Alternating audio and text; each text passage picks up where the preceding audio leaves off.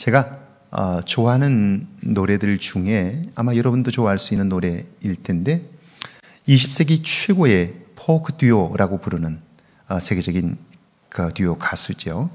사이먼 앤 가펑클이라고 하는 가수들이 있는데 그들이 불렀던 노래 중에 Bridge over Troubled Water, 험한 세상의 다리가 되어라는 곡도 있고요. 그리고 또 대표적인 곡이 The Sound of Silence, 침묵의 소리라는 곡인데 정말 그 노래를 잘하고 전 세계 사람들이 좋아했던 곡인데 그 가사 노랫말이 굉장히 철학적이에요. 그 가사가 이렇게 시작해요. Hello darkness, my old friend, 나의 오래된 친구, 어둠, 내 오래된 친구, I've talked with you again. 나는 너하고 다시 한번 이야기하고 싶어. 어둠이라고 하는 것과 다시 한번 이야기하고 싶어 라고 이야기를 하면서 그 노랫말이 이렇게 이어져 가는데 내용인즉슨 이런 거예요. 오늘 우리의 삶에 어둠이 있는 거예요. 어둠. 그 어둠의 내용이 뭐냐면 사람들이 정말 말을 많이 하는 것 같은데 그런데 말하지 않고 이야기를 하는 거예요. 이 말은 말을 하지만 전혀 소통이 되지 않는 거예요. 자, 이 이야기가 어떤 얘기냐면 이게 1970년대 미국에서의 상황을 가지고 폴 사이먼이 가사를 쓴 건데요. 이런 거예요. 엊그제 5월 18일에 광주에서 광주 민주화운동 40주년 기념식이 있었어요. 거기에는 자식을 잃은, 남편을 잃은, 아버지를 잃은, 엄마를 잃은 수많은 사람들의 아픔이 있고 대통령도 그들을 위로하러 가서 눈물을 흘리며 그들과 아픔을 같이 하고 그래요.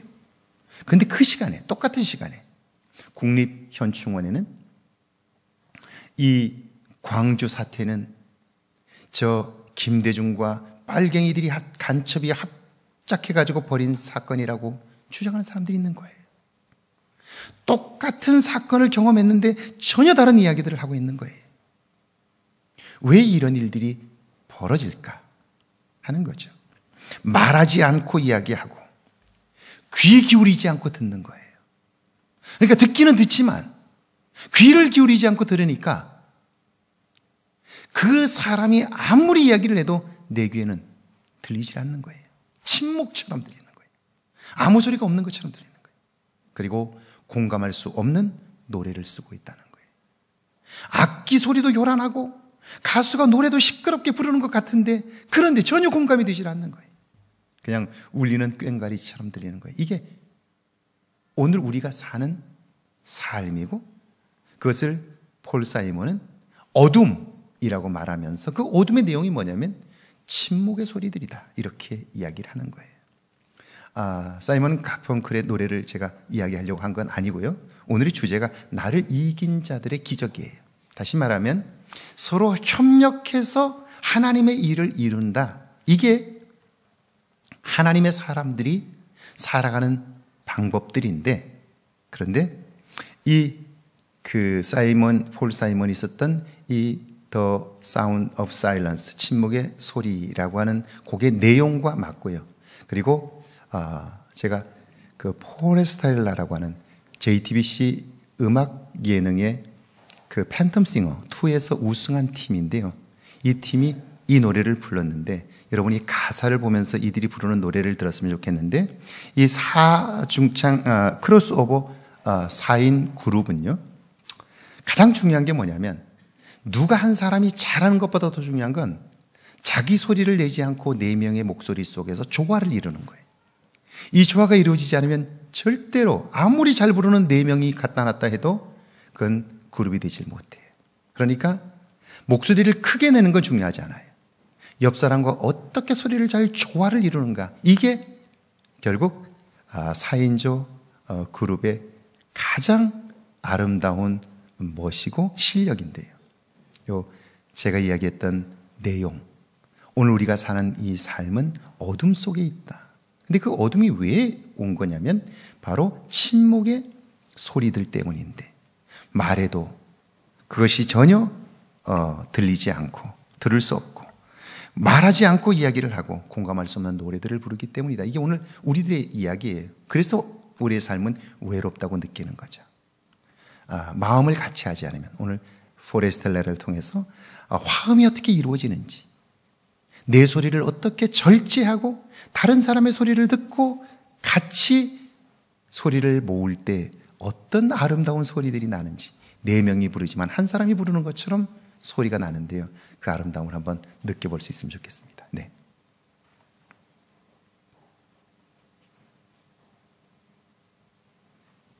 예. 그 가사 중에 여러분 보셨는지 몰라요. 내 안에 있는 이 어둠 어디서 왔을까요? 나도 모르는 사이에, 내가 잠든 사이에 누군가 내 안에 심어놓은 거예요. 그리고 우리는 그것을 그렇게 붙잡고요, 그리고 그것을 사실처럼 믿고 사는 거예요. 다 나만 그렇게 살아, 다 그렇게 사는데 뭐, 다 그렇게 외롭게 사는데 뭐, 예수 믿는 게 그렇지 뭐, 적당히 그렇게 사는 거지 뭐, 나만 그렇게 살아, 다 그렇게 사는데 뭐, 뭘 그렇게 그래, 이렇게 생각하면서 사는 거예요. 그렇지 않아요. 지금 우리가 조금만 더 관심을 가지고 내 주변을 돌아보면 예수를 믿는다는 것 때문에 행복하게 살아가는 사람들이 얼마나 많은지 몰라요. 전혀 그런 삶을 살 사람이 아니에요. 그런데 나보다 훨씬 못한 여건 속에서, 훨씬 열악한 환경 속에서도 예수를 믿는 단 하나의 이유로 복된 삶을 살아가는 사람들이 있어요. 어둠에서 벗어나 빛 가운데 살아가는 사람들이 있어요. 근데 우리는 뭐라고 생각해요? 나만 그런가? 뭐 다 그런데 뭐, 이렇게 사는 거지 뭐, 예수 믿고 사는 게 그렇지 뭐, 이렇게 사는 거지 뭐, 그렇게 생각하는 거예요.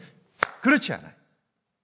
그러면 도대체 예수를 믿음으로 인하여 기쁨 가운데, 빛 가운데 사는 사람과 예수를 믿지만 어둠 가운데 사는 사람의 차이가 뭐냐 하는 거예요. 이걸 오늘 우리가 함께 말씀을 통해서 찾아보는 거예요. 자, 밑에 같이 한번 읽어볼까요? 함께 읽습니다. 가톨릭 교회가 흥황하던 시대, 교회는 세상을 지배하고 있었고 교황청의 권력은 막강했습니다. 교황이 당시 유명한 신학자 토마스 아퀴나스를 초청하여 웅장한 성전을 보여주며 말합니다. 초대교회는 은과 금은 없거니와 라고 말했는데 세상은 많이 달라졌습니다. 지금 우리는 엄청난 은과 금을 소유하고 있으니 말입니다. 그 말을 들은 토마스 아퀴나스가 유명한 말을 합니다. 교황이시여, 그러니까 오늘날 교회는 은과 금은 없거니와라는 말을 하지 못합니다. 그뿐 아니라 나사렛 예수의 이름으로 일어나 걸으라는 말도 하지 못하게 되었습니다. 소중한 것을 소중한 것으로 볼 줄 아는 눈과 마음이 필요한 거죠. 자, 은과 금은 없거니와 사도들은 그렇게 말했지만 오늘 우리는 더 이상 그런 말을 할 필요가 없게 되었습니다 라고 자랑하듯 한 거예요. 여러분, 이게 오늘 삶이 풍요로워진 현대인들을 향한 이야기도 되는 거죠. 가난하고 힘들고 어려울 때에는 하나님께 도움을 요청하고 기도하고 울면서 매달렸어요. 그런데 우리의 삶에 언젠가 풍요가 찾아오고 넉넉한 삶이 주어지게 돼서 더 이상 기도하지 않는 거예요. 은과 금은 없거니와 이런 말이 필요가 없는 거예요. 왜? 냉장고에는 먹을 게 가득하고요, 그리고 적어도 지금 가지고 있는 것으로 지금처럼 살면 죽을 때까지 살 수 있을 정도가 된 거예요. 하나님의 도움이 별로 필요 없는 거예요. 토마스 아퀴나스가 말합니다. 은과 금은 내게 없거니와 그 말을 할 수 없게 되면서 나사렛 예수의 이름으로 일어나 걸으라는 말도 못하게 되었습니다. 그걸 놓친 거죠.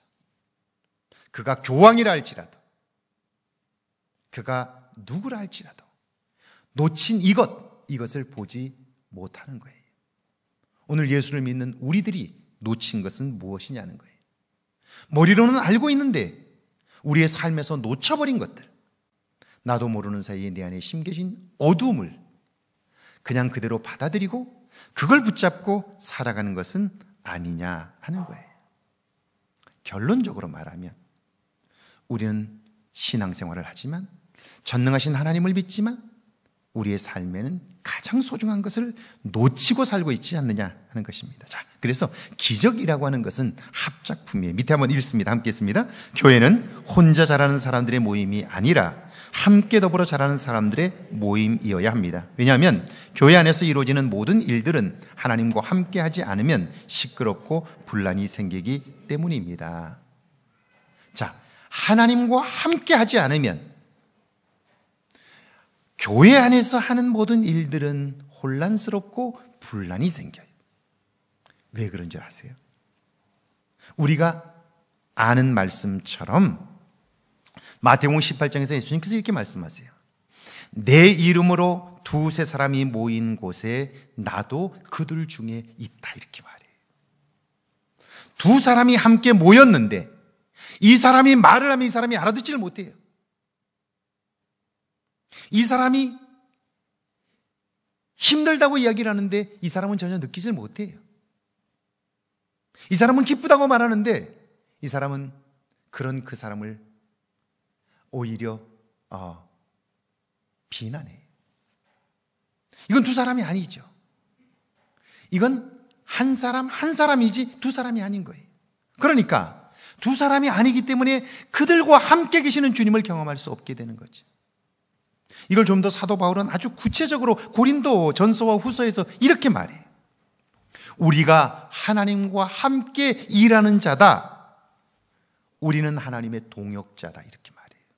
다시 말하면 우리가 행하는 그 모든 일들은 하나님과 함께 하는 거예요.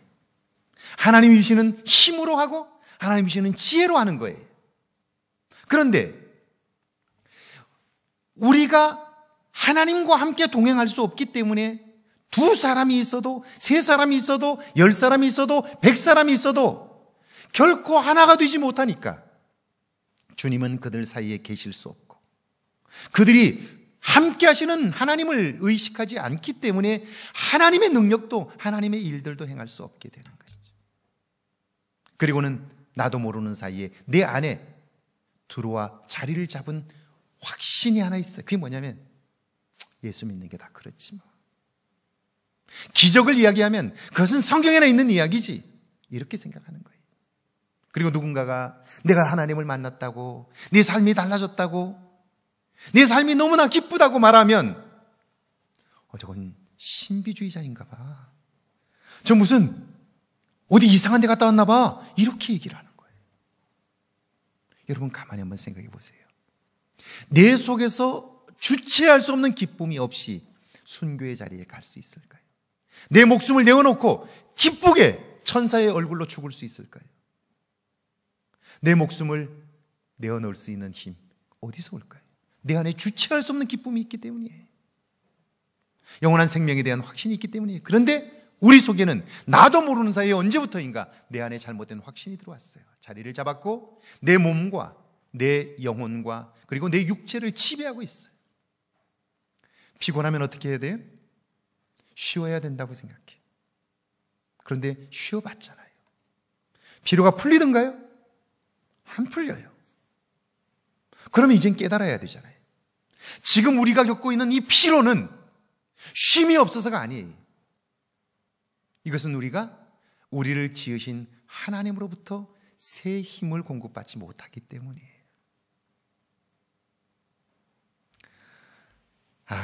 제가 아는 분이 한 분 계세요. 연세가 78세 정도 되셨습니다. 혼자입니다. 혼자 됐어요. 할아버지가 돌아가셨어요. 이분은 항상 저를 만나면 나이가 들었다, 늙었다, 여기저기 아프다, 그런 말씀만 하세요. 근데 이분이 어느 날 모임에 다녀오셨어요. 그리고 나서 그곳에서 정말 자기가 좋아하는 할아버지를 만난 거예요. 당신이 반한 거예요. 그러더니 달라졌어요. 화장을 하기 시작하고 옷을 입기 시작하고 외출을 하기 시작해요. 그리고는요, 그분을 만나려고 노력하기 시작하고요. 정말 삶이 달라졌어요. 그리고는 얼굴을 보니까 얼굴에 활기가 넘치기 시작해요. 78세였어요. 그 할아버지가 등장하기 전까지 이 할머니는 덜 아프다고 힘들다고만 얘기했어요. 그런데 그 할아버지가 등장하고 나서 이 할머니의 삶이 완전히 달라졌어요. 일주일에 한 번씩 만나서 식사를 하는데요, 나중에는 그 한 번이 부족하다고 한 번 더 만나자고. 그런데 정말 일주일에 2번씩 만나는데 얼굴에 생기가 돌아요. 아프다는 얘기를 제가 그 이후에 들어본 적이 없어요. 그분을 만나면서. 오늘 우리가 피곤하다고 느끼는 것은 잠이 부족해서 아니고요. 우리 속에 채워지지 않는 그 무엇 때문이죠. 근데 모든 것을 하실 수 있는 하나님을 믿는데도 우리에게 이런 부족함이 있다면 그것은 하나님의 능력이 없기 때문이 아니라 오늘 우리가 하나님보다 우리 속에 있는 어둠, 내가 믿고 있는 잘못된 확신, 그것을 믿음보다 더, 하나님보다 더 신뢰하기 때문인 것이죠. 할렐루야. 이걸 깨닫는 거예요. 여기 오늘 그 이야기를 하고 있는 거죠. 자, 1절입니다. 같이 한번 읽어볼까요? 1절 함께 했습니다. 베드로와 요한이 성전에 올라갈새. 여러분, 이 사도행전 3장 이전에 복음서에 보면 베드로와 요한은 함께 마음을 같이 한 적이 없습니다. 뒤에 나옵니다. 전혀 다른 사람의 기질이기 때문에, 전혀 다른 기질의 사람이기 때문에 베드로와 요한이 함께 마음을 같이 한 적이 결코 없습니다. 그런데 1절에 보니까 베드로와 요한이 성전에 올라갈 때 함께 마음을 같이 해요. 자, 2번입니다. 1절 같이 읽어볼까요? 제9시 기도 시간에 같은 목적을 가지고 나아가는 거예요. 기질이 다르고 성격이 다르고 그리고 사는 삶의 방법도 달라요. 그런데 그날 이후 전혀 다른 두 사람이 마음을 같이 해요. 같은 목적을 가지고 나아가는 거예요. 3절 같이 읽어볼까요? 그가 베드로와 요한이 성전에 들어가려 함을 보고 구걸하거늘. 자, 여기서 또 하나 우리가 발견하는 게 있어요. 그들이 제9시 기도 시간에 기도하러 성전에 올라가는데 나면저부터 안전병이 된 사람이 구걸하는 거예요. 이전에 그들은 어떤 생각을 했을까요? 그런 사람을 보면 뭘 보고 뭐라고 생각했을까요? 뭐라고 생각했냐면 돈 달라고 하는구나. 아유, 어쩌면 이런 사람들이 이렇게 많아. 그런데 주머니를 대충 알고 있는데 내겐 돈이 하나도 없어요. 그러면 모른 척하고 지나가든지 아니면 자기 스스로 합리화를 해요. 내가 이걸 줘봤자 저 사람은 가지고 가서 뭐 술이나 먹고 그럴 거야. 그리고 모른 척하고 지나가요. 그런데 그들이 자기 자신을 극복했어요. 자기 자신을 이겼어요. 자기 안에 있는 잘못된 확신을 내다 버렸어요. 그리고 나니까 온전히 주님이 그의 삶의 주인이 되셨고 그분의 눈으로 보니까 다른 거예요. 전에는 구걸하는 자가 나에게 무언가를 얻으려고 하는 사람이었는데 그런데 예수님이 내 안에 주인이 되고 나서 그를 보니까 아니에요. 나를 향하여 구걸하는 그 사람은 어떤 사람이냐면 내가 할 수 없는 일, 그러나 내 안에 계신 주님이 하실 수 있는 일, 그 일을 경험하게 해주는 하나님의 도구인 거예요. 그가 나면서부터 안전뱅이였고 그에게 손을 내밀었기 때문에 베드로와 요한은 자기가 믿는 예수 그리스도, 그분의 이름으로 그를 일으켜 세울 수가 있었죠. 그가 없었다면 내가 믿는 그분이 이런 엄청난 능력의 주님인 것을 알 수가 없는 거예요. 전에는 구제의 대상이었는데 이제는 주님이 내 안에 주인이 되고 나서 그를 보니까 이때에도 하나님이 나의 동역자이시기 때문에 그를 통하여 행하실 하나님의 일을 하나님은 나를 통하여 행하신다고 보기 때문에 그 일을 행하는 거예요. 구제의 대상은 하나님의 기적을 지금 보게 해주는 하나님의 위대한 도구인 것이죠. 하나님의 사건을 일으키는 주인공이 되는 거죠. 삶이 다르고 보는 게 다른 거예요. 어떻게 이 일이 가능하냐면 마음을 같이 하고요. 이 마음을 같이 했다는 말은 자기가 자기 주장을 가지고 살 때에는 결코 둘이 합치질 못했어요. 그런데 자기를 극복하고 나니까, 자기를 이기고 나니까 두 사람이 한 마음이 될 수 있었어요. 그리고 그 사이에 주님이 함께 계셨고 그들은 주님의 동역자로 이 일을 이룰 수 있었던 거죠. 자, 보세요. 주님을 만났지만, 주님으로 인하여 기적을 경험했지만, 그러나 그의 삶이 전혀 달라지지 않은 사람들이 얼마나 많은지 몰라요. 요한복음 6장에 여러분이 잘 아시는 오병이어의 사건이 나와요. 그것은 빈들이에요. 떡을 살 곳이 없습니다. 생선도 없습니다. 그런데 그건 제자들도 다 알았어요. 거기 있는 사람들이 다 알고 있어요. 먹을 게 없다는 거 다 알고 있어요. 그런데 어린아이가 드린 보리떡 5개와 물고기 2마리로 예수님께서 거기에 있는 사람 5,000명, 남자만 5,000명을 먹입니다. 그러면 최소한 10,000명 이상은 되는 거죠.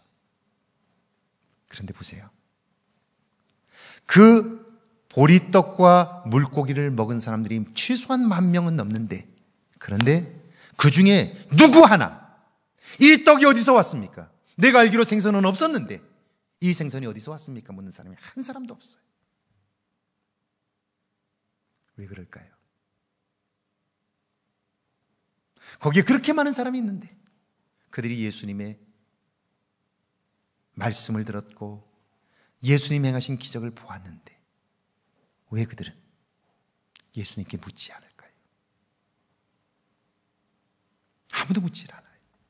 그러니까 떡은 먹었지만, 생선은 먹었지만 그 사람의 삶의 변화는 없는 거예요. 왜냐하면 기적은 나를 이긴 사람들만이 경험할 수 있기 때문에 그래요. 그때 나란 잘못된 확신이죠. 내가 여전히 주인된 거죠. 그런데 여기 한번 보세요.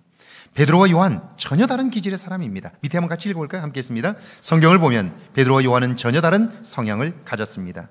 베드로가 능동적이라면 요한은 수동적입니다. 베드로가 다혈질이며 진취적이라면 요한은 차분하고 감성적인 성향의 사람입니다. 두 사람은 성향상 대립적이며 라이벌 관계입니다. 그래요. 주님이 승천하시는 그때까지 두 사람은 라이벌이었어요.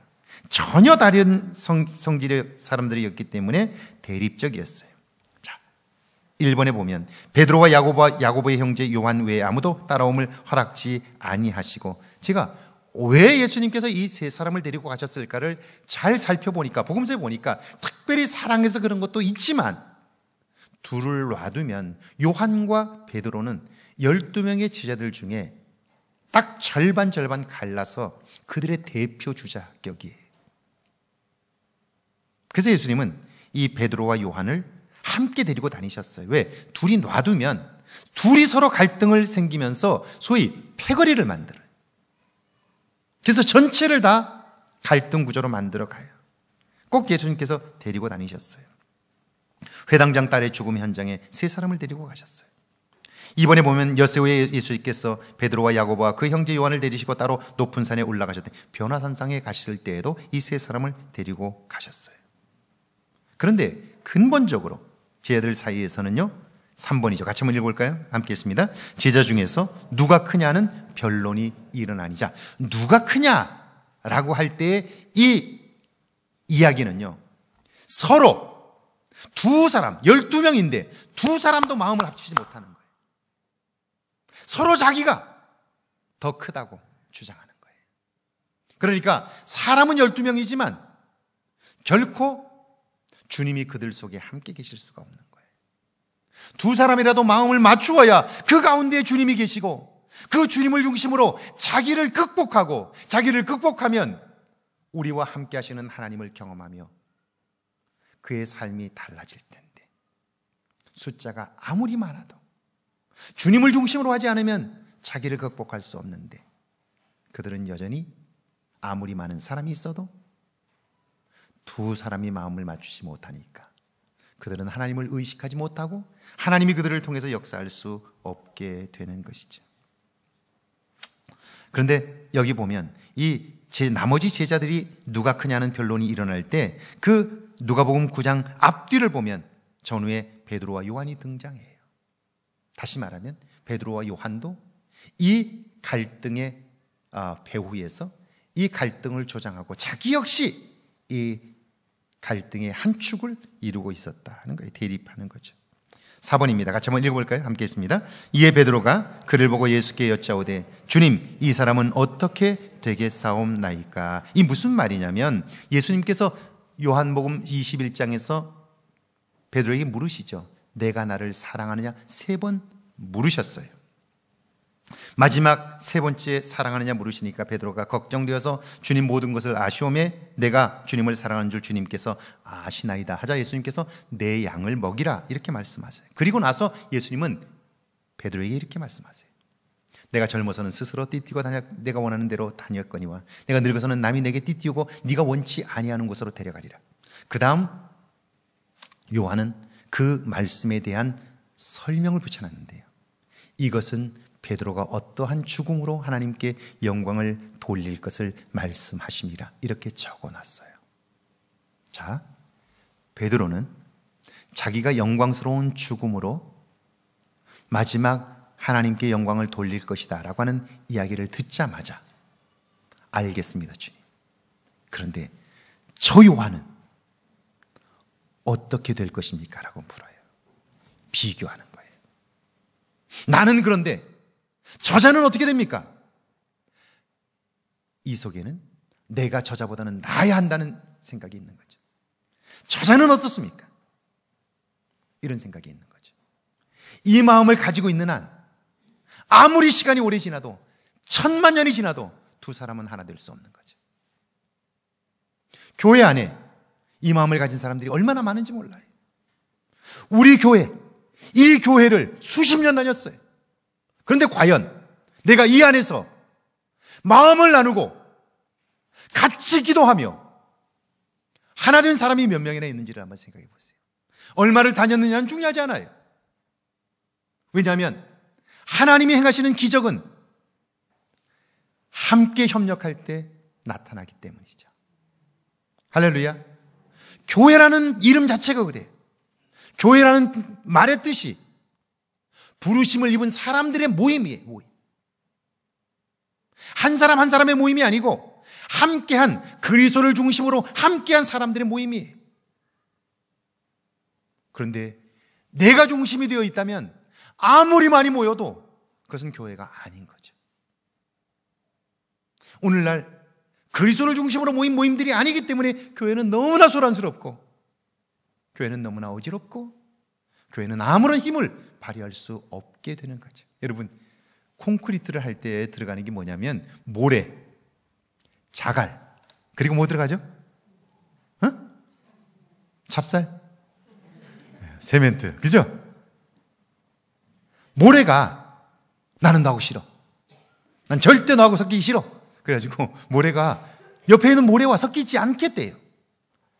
세멘트 싫어. 먼지 나고 싫어. 나 너하고 안 섞여. 자갈이 말합니다. 조그만 게 까불고 있어. 내가 너 작은 너하고 같이 놀아야 되겠어? 나 너하고 안 놀아. 자갈이 이렇게 말해. 세멘트가 이렇게 말합니다. 그래, 한번 니들끼리 한번 합쳐봐. 내가 가만히 있을 테니까 한번 합쳐봐. 콘크리트가 되나 안 되나? 절대 안 됩니다. 합쳐질 때 가능한 거예요. 합쳐질 때. 오늘 우리 교회가 어떤가를 생각해 보세요. 혹시 굉장히 많은 모래더미 같은데 근데 실질적으로 모래를 떠서 위에서부터 부어보면 한 덩어리로 떨어지는 것이 아니라 한 알 한 알 떨어지는 것은 아닌가 하는 거예요. 이건 교회가 아닌 거예요. 주님이 역사하실 수 없는 거예요. 그래서 나를 극복하는 일이 너무너무 중요한 거예요. 자, 그런데 오순절 마가의 다락방에 성령이 임하신 이후에 그들이 달라져요. 그들은 나를 이긴 자가 돼요. 여기 한번 볼까요? 밑에 같이 한번 읽어볼까요? 함께 읽습니다. 만약 요한이 자신을 드러냈다면 이런 기적 사건은 불가능했을 것입니다. 기적 사건이 일어났다 해도 서로 자기가 했다고 하여 갈등이 생겼을 것입니다. 자, 제9시 기도 시간에 성전에 올라가는데 나면서부터 안진병이 되어 구걸하는 사람이 있어요. 베드로가 보고 주님이 내게 주신 예수의 이름으로 저를 이렇게 해야 되겠다라고 생각해서 먼저 달려갔어요. 그때 요한이 뭐라고 그래? 너만 제자야? 너만 성령 받았어? 내가 가야지. 그리고 먼저 뛰어가지고 베드로를 잡아 밀치고 내가 먼저 갔다면 이런 기적이 일어났을까요? 이런 기적이 가능할까요? 결코 불가능하죠. 그런데 그러지 않았다는 거예요. 오히려 기적 사건이 일어났다 해도 그랬다면 갈등만 커졌을 거예요. 그런데 보세요. 6절입니다. 같이 한번 읽습니다. 6절입니다. 베드로가 이르되 은과 금은 내게 없거니와 내게 있는 이것을 내게 주노니 나사렛 예수 이름으로 일어나 걸으라. 누가 한 거예요? 베드로가 한 겁니다. 베드로가 손을 잡아 일으키는 거예요. 그럼 요한은 뭐 했을까 이때? 성경에는 없어요. 그런데 한번 상상해 보세요. 베드로가 이런 기적을 일으킬 때 요한은 뭐 했을까요? 마음이 하나라면, 베드로와 마음을 같이 했다면 요한은 뭐 했을까요? 자, 베드로가 그를 일으켰다면 영광을 그가 받을 거라고 생각하면 요한은요, 그런 베드로를 비난했을 거예요. 그리고 못하게 말렸을 거예요. 그런데 요한에 관한 기록은 없어요. 그리고 그 이후를 보면 이때 요한은 베드로의 일을 적극적으로 지지해요. 뒤에 함께 기뻐하는 걸 보면 알아요.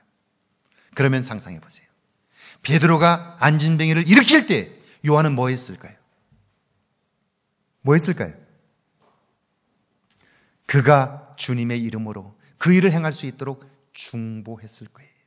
기도했을 거예요. 할렐루야. 기도했을 거예요. 누가 기도할 수 있느냐면요, 자기를 낮춘 사람만이. 나는 낮아지고 네가 영광을 받아도 좋아 라는 마음이 있어야 그를 지지하고 그때에도 그를 위하여 기도할 수 있는 거예요. 오늘날 교회 안에 누군가가 교회 안에 하나님을 위하여 애쓰고 힘쓸 때에 박수를 쳐주는 사람이 많지 않아요. 교회는 월급 받는 사람은 교역자들밖에 없어요. 모두가 다 자원봉사자들이에요. 힘겹게 자기 시간을 내서 봉사하는 거예요. 그러면 교회 안에서 봉사하는 사람들을 보면 다른 거 다 떠나서 그를 위하여 박수 쳐줘야 돼요. 그리고 그를 위하여 기도해 줘야 돼요. 이게 하나인 교회인 거예요.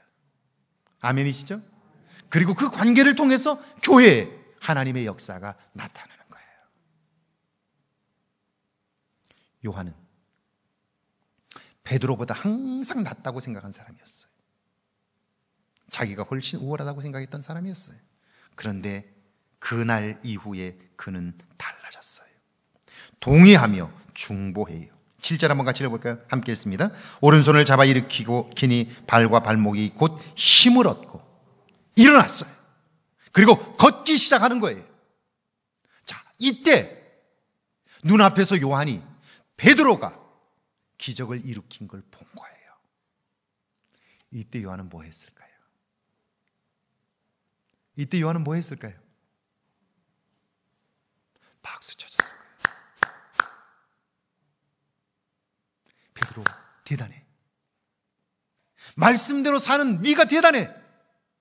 박수 쳐줬을 거예요. 그러니까 베드로는 뭐라고 그랬을까요? 베드로는 뭐라고, 성경에는 없어요. 그런데 우리가 한번 상상해 보자고요. 이 상황을. 그냥 헛된 상상이 아니고요. 모든 결론은 7절에서 10절에 있어요. 함께 기뻐하는 거예요. 그러면 베드로가 그를 잡아 일으켜서 발과 발목에 힘을 얻고 그가 걷기 시작했을 때 그걸 보면서 요한은 뭐라고 했을까요? 박수를 쳐줬을 거예요. 대단해. 베드로 넌 최고야. 우리 중에서 넌 최고야. 라고 이야기했을 거예요. 그러면 그때 그 말을 듣고 베드로는 뭐라고 했을까요? 요한에게. 안 해봐서 잘 모르시죠? 남이 잘 되는 건 배만 아파요 보셨나요? 우리 교회는 그런 분은 안 계세요. 저쪽에 익산 시내에 좀 그런 분들이 계신 것 같은데. 자, 베드로가 뭐라 그랬을까요? 아니야. 네가 기도해 주었기 때문이야. 너와 함께 기도할 수 있기 때문이야. 아멘을 안 하시네요. 그러지 않았을까요? 아니야. 네가 없었다면 이런 일은 불가능해. 네가 나와 함께 기도하기 때문에 이런 일이 가능한 거야. 이렇게 얘기해 주는 거죠. 할렐루야. 여러분, 이런 사람이 내 곁에 한 사람이 있다면 삶이 얼마나 달라질까요? 내 삶이 얼마나 달라질까요? 예수 믿는 즐거움이 얼마나 클까요? 자, 17절에서 10절 한번 거기 한번 함께 읽습니다. 시작. 뛰어서서 걸으며 그들과 함께 하나님을 찬송하니. 함께 기뻐해요. 누가요? 요한이. 베드로는 자기를 사용하신 하나님 때문에 기뻐하고 자기를 통하여 이루어진 기적을 보면서 기뻐할 수 있어요. 그런데 요한은 그 모습을 보며 기뻐하는 거예요. 그리고 베드로는 그 공을 누구에게 돌려요? 요한에게 돌리고 하나님께 돌리고, 요한은 아니라고, 네가 그렇게 했다고, 하나님이 너를 사용하셨다고, 너는 대단하다고. 여러분, 누가 이렇게 할 수 있어요? 나를 이긴 자만이 가능한 거예요. 나를 이긴 자만이 가능한 거예요. 나를 이기지 못하면 끊임없이 갈등이 생겨요. 누가 높으냐를 자랑하기 때문에 그래요. 여러분, 오늘날 교회 안에 갈등을 가만히 한번 보세요. 내가 헌금 좀 더 많이 하고 싶다고, 내가 선교를 좀 더 많이 하고 싶다고, 교회 봉사를 더 많이 하고 싶다고, 그래서 다툼이 생기는 적은 없어요. 내가 해야 할 것은 적게 하고 싶어 하고, 그리고 권리는 더 많이 누리고 싶어 해요. 높은 자리를 차지하고 싶어 해요. 이것은 아직 자기 스스로가 자기를 이기지 못했기 때문이에요. 이런 사람 속에는 여전히 어둠이 지배하고 있어요. 어둠이 지배한 그 사람을 사단은 가만두질 않아요. 흔들어서 인생을 망가뜨려요. 그 사람뿐 아니라 그 사람 주변에 있는 사람들을 전부 다 엉망으로 만들어요. 제가 목회를 지금까지 하면서 깨달은 확실한 사실 하나 있어요. 자기가 주인 된 사람은 교회 내 리더가 되면 안 돼요. 자기뿐 아니라 주변 사람들을 다 병들게 해요. 제가 미국에서 목회를 할 때 저희 교회가 있는 지역에서 한 차로 한 25분 정도 떨어진 곳인데, 거기가 큰 동네가 있어요. 큰 동네가 있는데 거기에 20분 정도, 25분 정도밖에 안 걸리는데 거기서 나오는 교인이 한 사람도 없어요. 그래서 그쪽에 우리 교회 다니지 않는 사람을 좀 전도해서 우리 구역을 하나 만들면 좋겠다. 그래서 그쪽에 예수 믿지 않는 사람들을 좀 전도하면 좋겠다 해서 제가 정말 오랫동안 기도했어요. 그래서 거기서 한 가정이 새로 나왔어요. 집사님 부부가 함께 나왔어요. 제가 그 부부를 정말 끔찍하게 섬겼어요. 그리고 이분들이 전에 같이 다니다가 신앙생활을 안 하는 또 부부 한 사람을 전도해서 교회를 데리고 왔어요. 그 새로운 부부 중에 부인이 1988년 올림픽에서 양궁 단체전에서 금메달을 받았던 분이에요. 와서 그 두 가정을 붙잡고 제가 일주일에 2번 이상씩 그쪽을 다녔어요. 전도하느라고. 그래서 그 두 가정을 중심으로 해서 제가 구역을 묶었어요. 그리고 제가 직접 가서 얼마나 열심히 했는지 몰라요. 그분들이 다행히 저를 잘 따라오셔서 새로운 가정들, 이사를 그쪽으로 가는 분들 묶어가지고 정말 좋은 분들, 저하고 너무너무 가까운 분들, 한 분은 뉴욕에서 대학 교수를 하시다가 결혼해서 이쪽으로 내려오신 분이고, 한 분은 저와 함께 오마라는 곳에서 함께 병원에서 근무하시는 분인데, 함께 저 때문에 미국 교회를 다니시던 분인데 한국 교회에 나오시게 되었고, 우연히 제가 있었던 애틀란타 아래쪽에 저 병원을 잡아가지고 그곳으로 오셨기 때문에 저희 교회를 나오시게 되었고, 저하고는 각별한 분들이에요. 이런 분들을 3가정, 그러니까 10명을 묶어가지고 구역을 하게 하고 그 집사님에게 맡겨드렸어요. 근데 저는 몰랐어요. 얘기를 안 하니까 모르죠. 그분이 도박에 빠져 있었고 도박 중독이었고 영적인 상태가 준비가 되지 않은 분이었어요. 그런데 이분에게 구역장을 맡겼는데 결국 그 5가정이 몽땅 다 교회를 떠나고 말았어요. 왜냐하면 제가 이렇게 하라고 다 가르쳐드리고 했는데 한 번도 따라하지 않아요. 자기 마음대로 하는 거예요. 결국 그 5가정이 다 떠나고 자기 본인만, 부부만 남아있는데 신앙생활도 제대로 못하고 결국 그렇게 됐어요. 그 좋은 분들, 신앙생활 정말 잘할 수 있는 분들, 제가 얼마나 마음 아파했는지 몰라요. 사실도 아닌 이야기들을 갖다 하고 전하고 하면서 결국 그렇게 만들었어요. 왜 그렇게 되냐면 주님과 내가 한 몸이 되지 않은 상태에서는요, 결코 누구도 함께 마음을 나눌 수 없게 돼요. 내가 더 낫다고 생각하기 때문이죠. 함께 기뻐하는 요한, 그 요한으로 인하여 베드로는 힘을 얻고 마지막 순교의 자리까지 갈 수 있고요. 그리고 요한 때문에 베드로 때문에 요한이 마지막까지 자기 길을 갈 수 있게 되는 거죠. 사랑하는 여러분, 여러분은 여러분을 이긴 사람입니다. 할렐루야. 나 때문에 이긴 게 아니고요, 예수님 때문에 이긴 거예요. 이제는 이긴 자로서 주님이 나를 통하여 이루시는 기적을 경험하자고요. 할렐루야. 그러려면 옆 사람을 향해서 우리 박수 한번 쳐볼까요? 아니, 눈을 마주쳐야지. 네. 그리고 이렇게 말해요. 이렇게 말해줘야 돼요. 권사님이 아니면, 집사님이 아니면 할 수 없습니다. 대단합니다. 그러면 이제 그 다음 반대로 얘기해줘야지. 뭐라고 이제 그 다음에? 아닙니다. 집사님 때문에 할 수 있었습니다. 그럼요. 자, 이게 되면 교회는 그때부터 교회로서의 능력을 발휘할 수 있게 되는 거예요. 그리고 나를 이긴 자가 되기 때문에 나를 통해서 가정이 새로워지는 거예요. 여러분에게 이런 기적이 이후에 있기를 주 이름으로 축원합니다.